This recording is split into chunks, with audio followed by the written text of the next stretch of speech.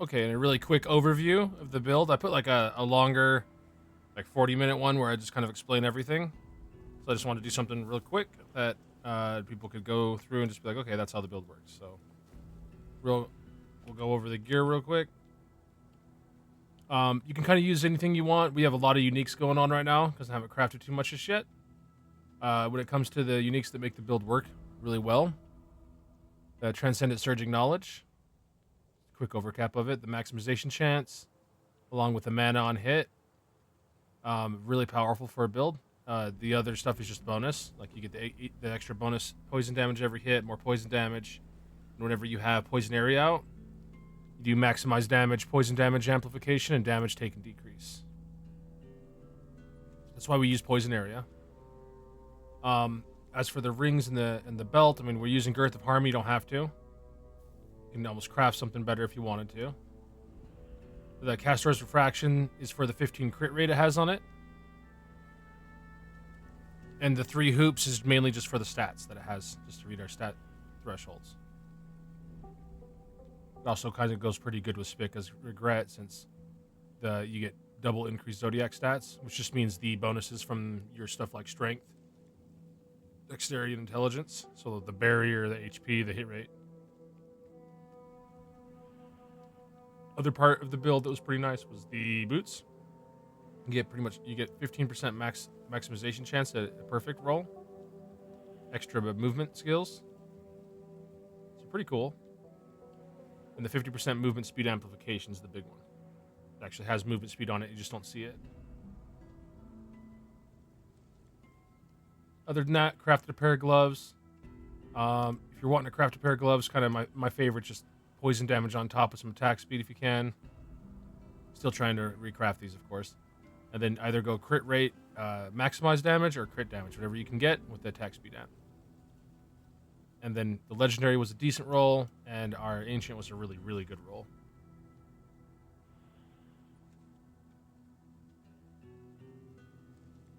As for the chest, we're using Akila's Eternity right now.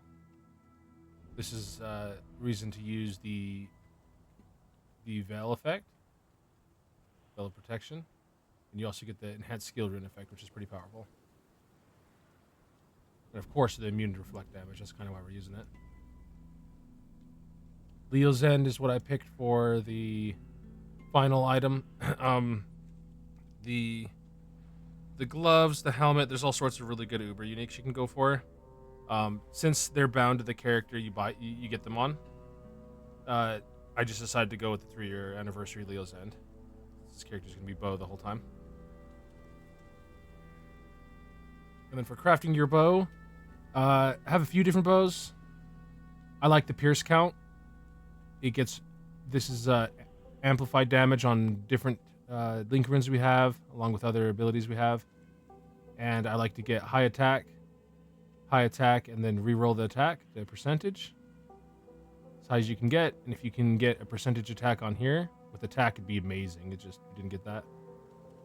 And then the ancient, you're just hoping to get something that doesn't ruin your build. So we got additional fire damage on every hit and poison pen. This works just fine for now. Now, the 2 pierce counts are kind of hard to get. So just ahead of time, I could recommend doing something like some added elemental damage. It's a lot easier to roll this because you have to have like a tier 14 if you want to have that 2 pierce count. So needing to get a tier 14 on something, along with needing 14s on other things, is really difficult to deal with. So almost better to just go with the added cold damage or something if you can. All right, let's go into skill tree.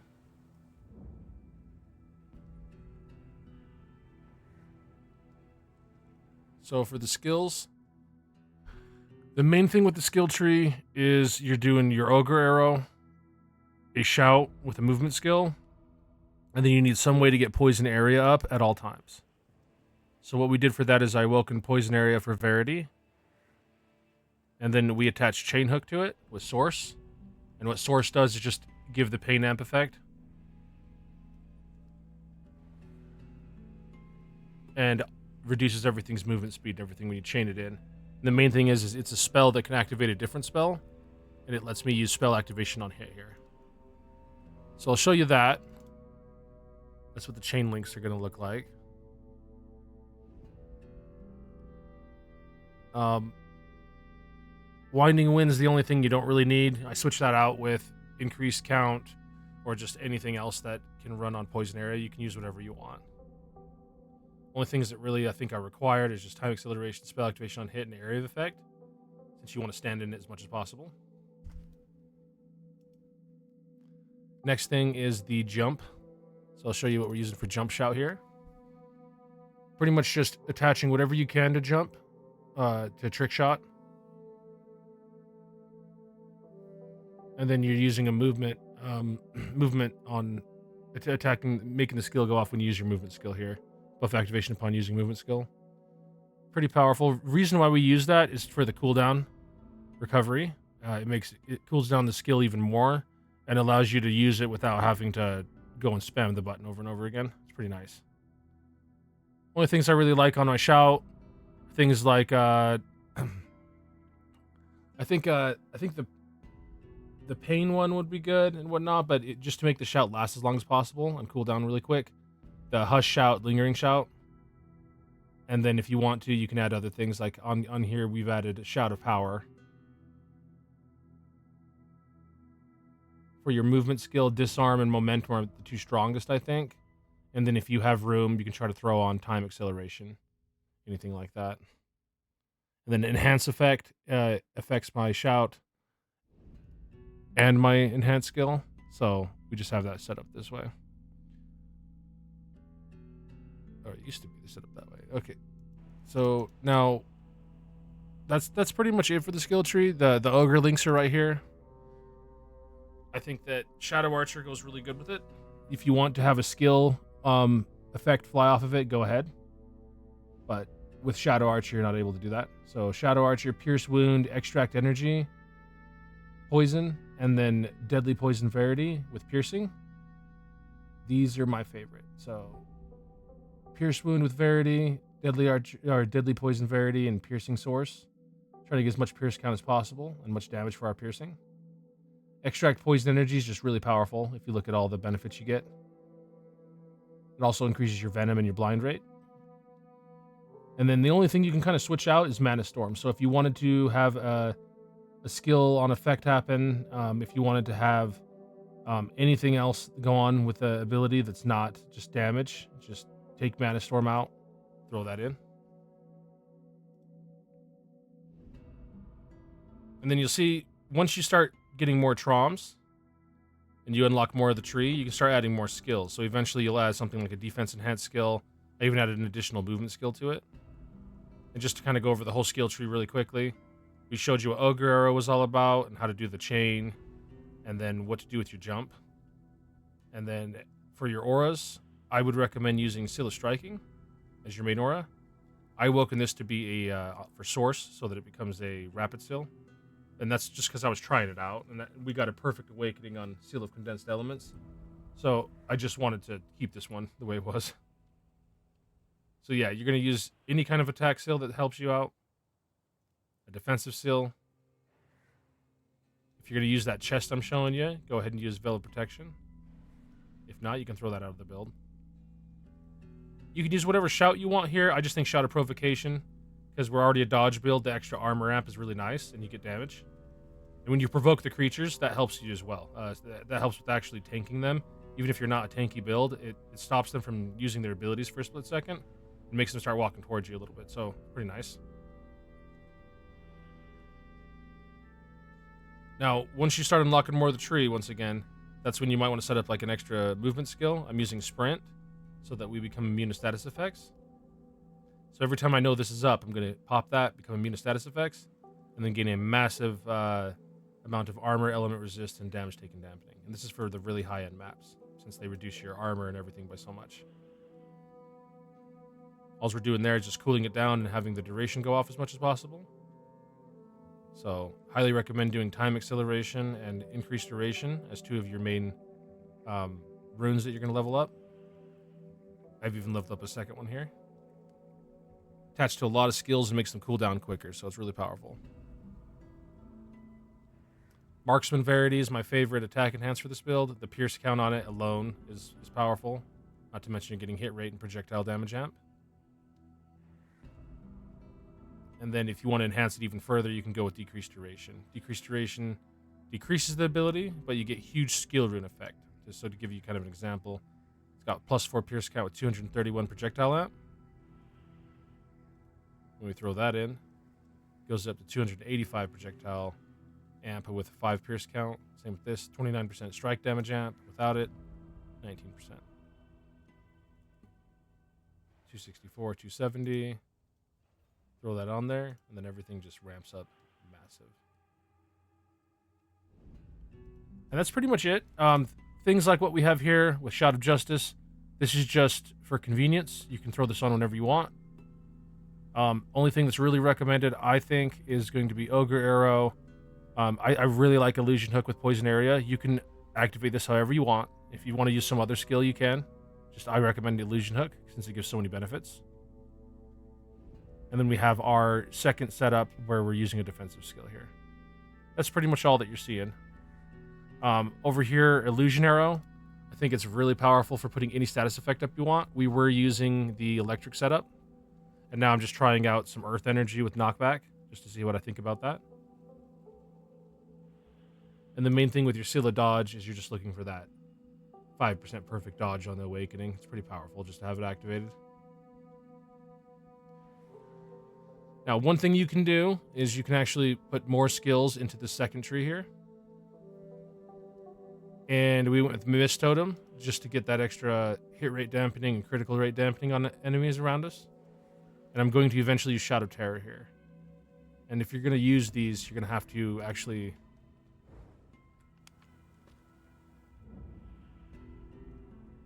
Oh, it's right here. You have to go in and you're going to have to use gold to unlock these. And then you're going to have to use your Rune Master to unlock even more if you want to get the extra abilities. So such as our Seal of Striking, it's quite a lot for the build, so by the time you're using that, you might have enough to unlock one of these. And when you unlock that quick slot, you can just attach it here. And then you can assign it. So I assigned mine to numpad 1, and I can just activate that whenever I want. It's pretty nice. On the skill setup down here, got Dodge, Veil Protection, our Seal, Illusion Arrow, and Mist Totem. I usually use the second setup as all of my auras. And since we can use as many auras as we want, since we get our mana back immediately from the necklace, it's good to use as many as you can. You can use all sorts of different combinations. You don't have to use these.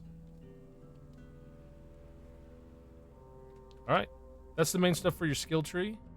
If you want to know about Awakenings, Shadow Archer, I think that the Damage Amplification Awakening is my favorite. Source for Piercing. Deadly Poison Verity, you almost have to awaken it so that things can be affected by Venom and the Venom rate. Extract Poison Energy, can't be awakened, but it is powerful still. Mana Storm, do whatever you want with this one. I like to just do the raw damage one. And then Pierce Wound is just more Pierce count with the Pierce Wound effect.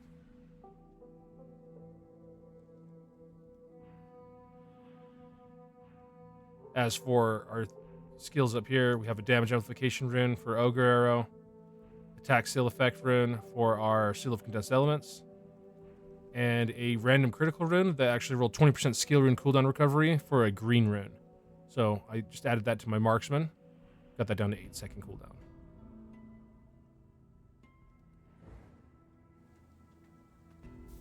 So that's all the major stuff.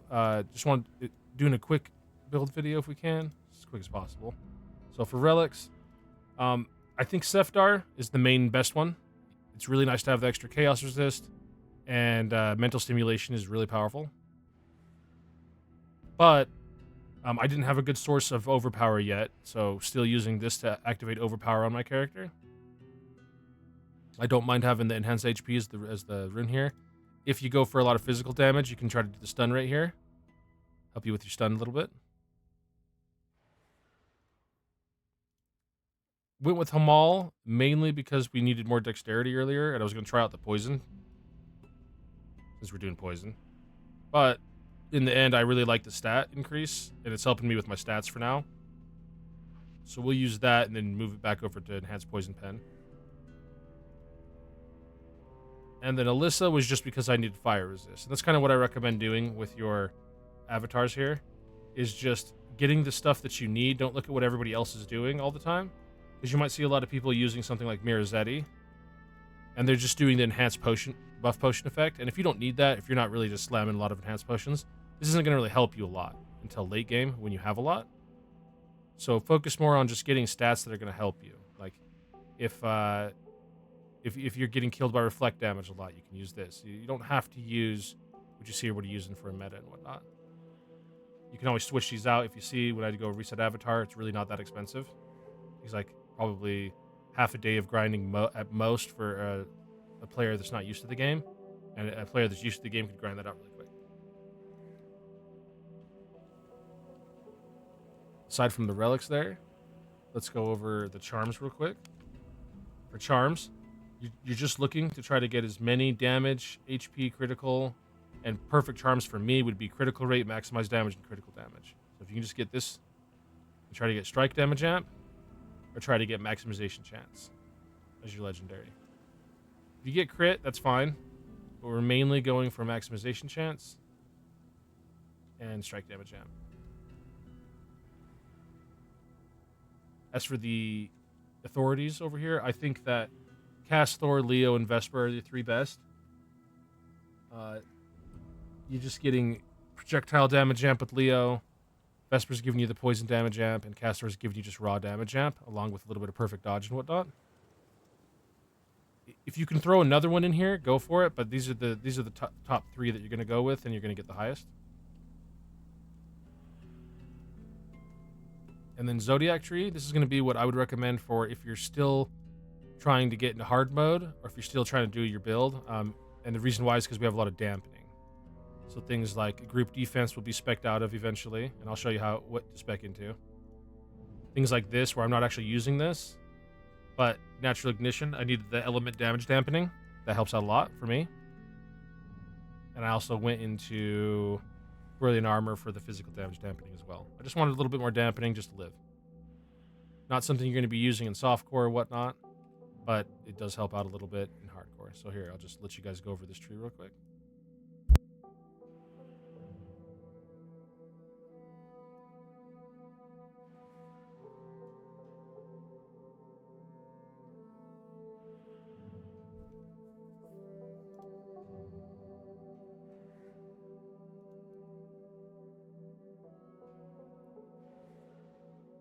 Show you what Zodiac Stone I'm using for each tree. Some trees, we're not using the Zodiac Stone, like in this one, but we still have something spec'd for when we do decide to. So sometimes you'll see something like that where might even have some points over in another tree like this. And the main reason why is just because I'm trying to activate this Zodiac Stone here. And that's what's going on with this HP tree here. Just a heads up for newer players. In this tree, in softcore, you probably want to go for that projectile damage amp. HP dampening doesn't matter too much. But when we're just generally mapping, not really needing to kill bosses or whatnot, I'll just go into this just to lessen the HP dampening.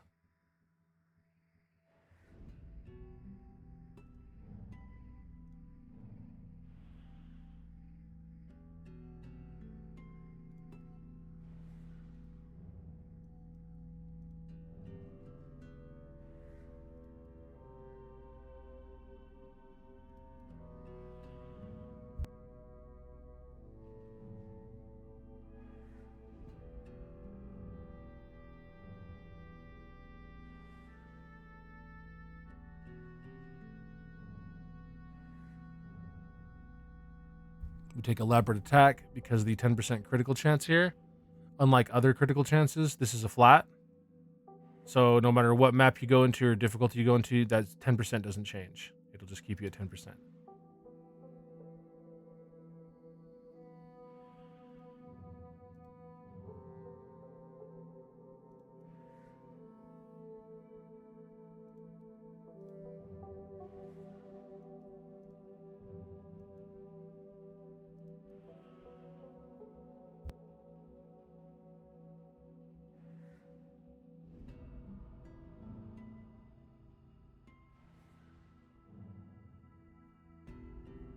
Once you get some stats to 500 plus, Go ahead and spec into the damage amp here. It's pretty powerful.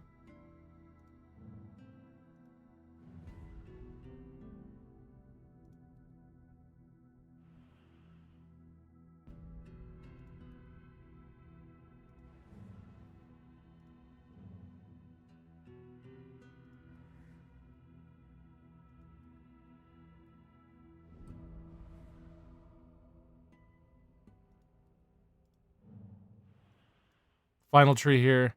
I really like to do the hone technique for the 5% chance to get max HP up whenever you perfect dodge.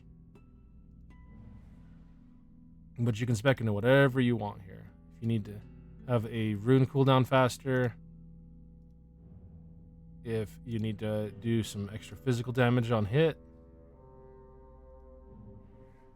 or if you want to do something like extra ice damage on hit.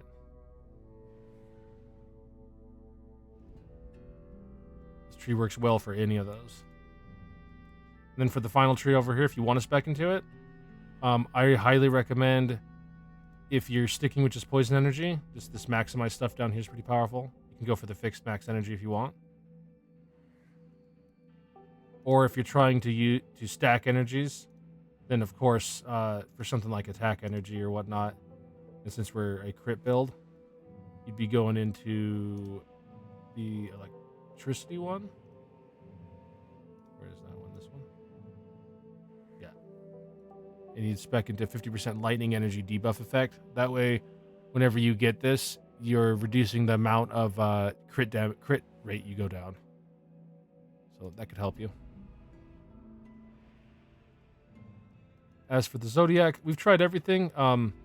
When you're leveling, if you want to, the enlargement effect with the Malice works just fine.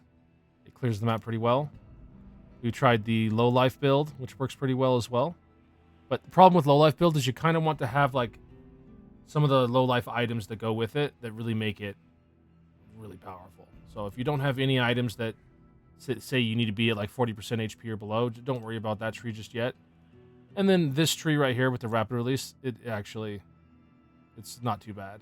It's got a lot of damage nodes that work out. I keep with the Falcons though for now. I really like it.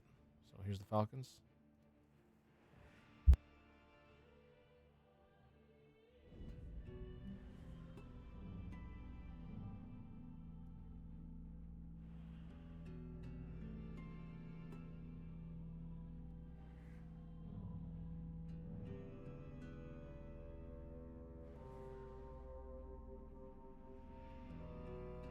And even at this higher level here, I feel like the 20% chance to summon the Falcons out helps out a lot.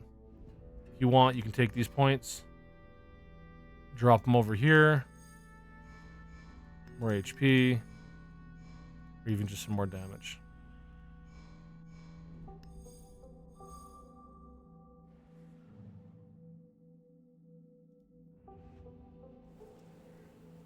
That's it for that Zodiac there. That's it for the relics, the gear, and then the skill tree. Let's go ahead, and one extra thing that we can go over is I just want to go over an end game build. So Lee's been working a lot on this as well next to me, and he's finished a lot of his crafts and his tree to where his lacrima, he's using the preservation of reason. He's also using enhanced potion belt. So we'll show his build for what you might want to do for high end and when you're at the very end of the game. So almost everything we just went over is the same. The difference here is he's not using the group defense or the defensive nodes. So he just went straight in to just get knife-like advice. Same thing on this tree. The big difference is he has all these set up to where he can bind things, freeze them, and then also stun a lot. And because of that, he's gone in and got the damage amp for each one of those. So definitely recommend doing this once you get there. Once you're doing enough electricity, cold, and physical damage to do this. And then he has the power of nature for the extra physical damage on hit.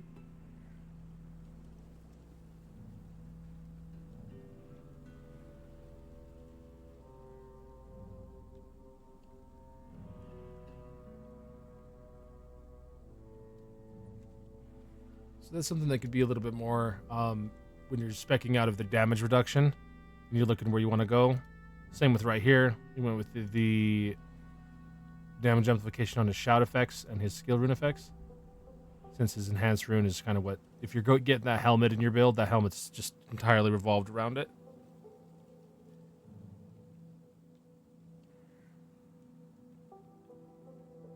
And as you see, we're doing like tremendous amounts of damage right now. Like these over here doing like 4 trillion damage with the final setup almost. And there's still more stuff to switch out, and there's better gear to get and everything. More authorities to get on our gear and everything. So gonna be doing lots of damage with Ogre Arrow. Definitely does a lot of single target damage.